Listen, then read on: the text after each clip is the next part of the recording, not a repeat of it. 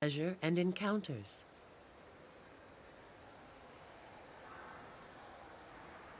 On the facade, in the alternation of glass and concrete, Gropius shows that this is a protected and even slightly private area, different from the work areas. Housing for the students. 24 studio flats on 4 floors.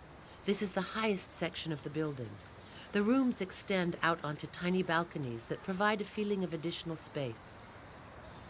Here there are no large glass surfaces, and yet there's a rhythm that allows this facade to play with shadows and light, black and white, in the same way as the walls of glass. This is one of the elements that was most frequently copied by architects of the time.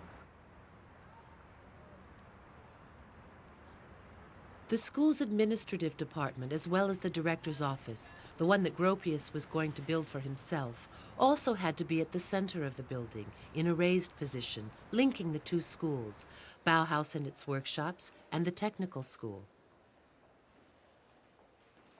In his initial sketches, Gropius already had the idea of a bridge, but he hesitated over its size.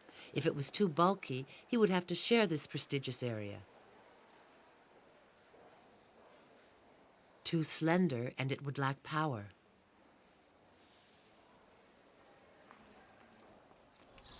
In the end, he decided on a 2-story construction that would also house the most prized workshop in the school, the architecture workshop. This bridge will be built on stilts, highlighting the then fashionable cubist idea of the interpenetration of space.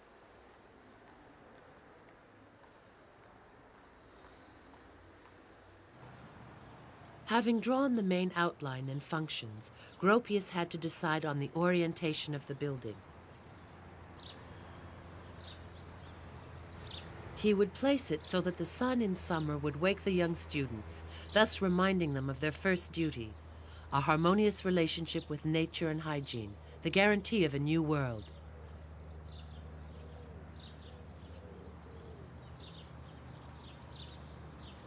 He would then locate the leading parallelepiped of the main workshop between east and west. All day long the sun would flood the workshops with light.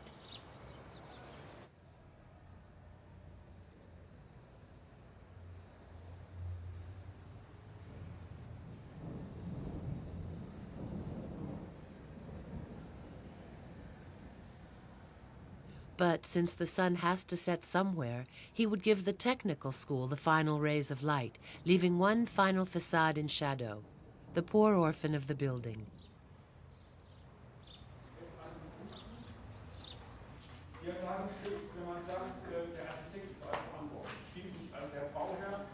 But once the building was in use, did the young Dessau apprentices have anything to complain about? The heat that reigned in summer on the other side, in the prestigious Bauhaus workshops, made work unbearable, and soon opaque curtains were strung up everywhere, destroying the transparency that Gropius wanted.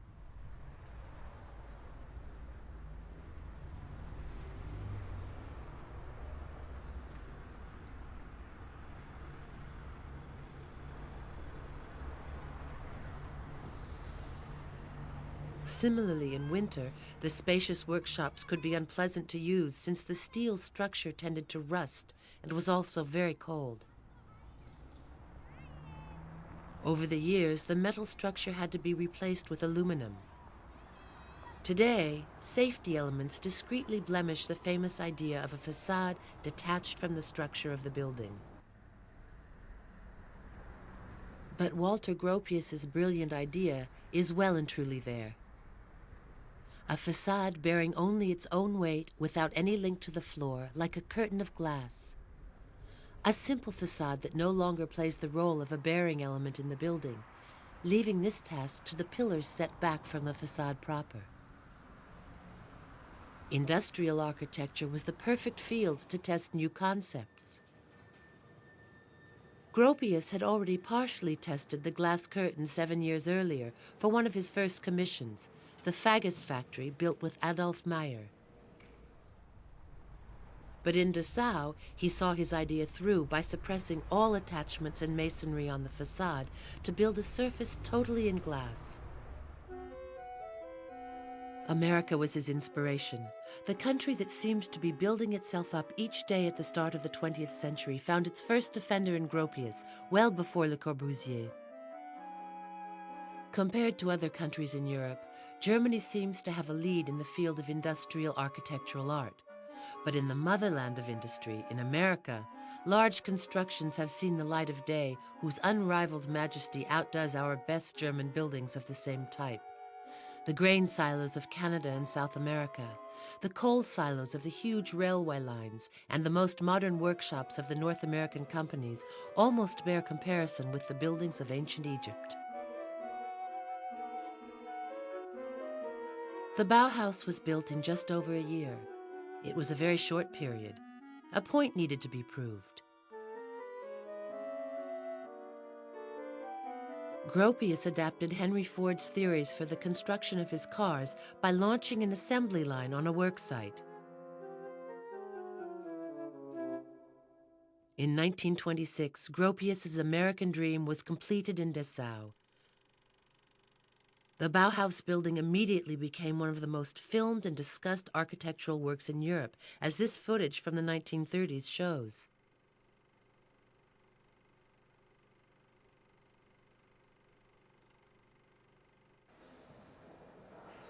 Everywhere one can see and be seen. Transparency is omnipresent.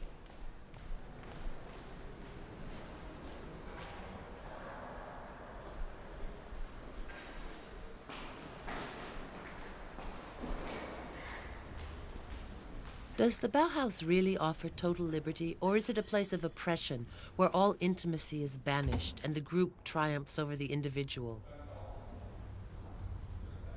Gropius, in any case, was able to survey the workings of his whole enterprise like a foreman from the bridge that he moved into.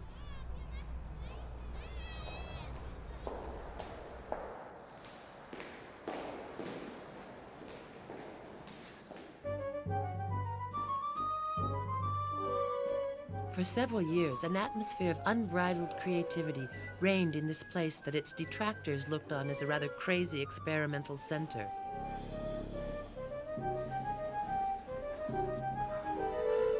But had such a meticulous and even rigid building ever contained such energy before? Walter Gropius's project was essentially a practical one. He intended to show the industrialists just how rational his ideas were. 4 stairwells lead to vast free surfaces, areas whose partitioning is adjustable at will. All superfluous elements have been removed. The load-bearing walls are highlighted. The pillars are strengthened and artistically designed. All the different areas communicate with each other. In this enclosed setting, the traditionally encased stairwells become vast and luminous meeting places that would inspire the photographers and painters of the school as the symbol of a new art of living. Everything was done to develop movement, encounters, and confrontation between students, areas, and disciplines.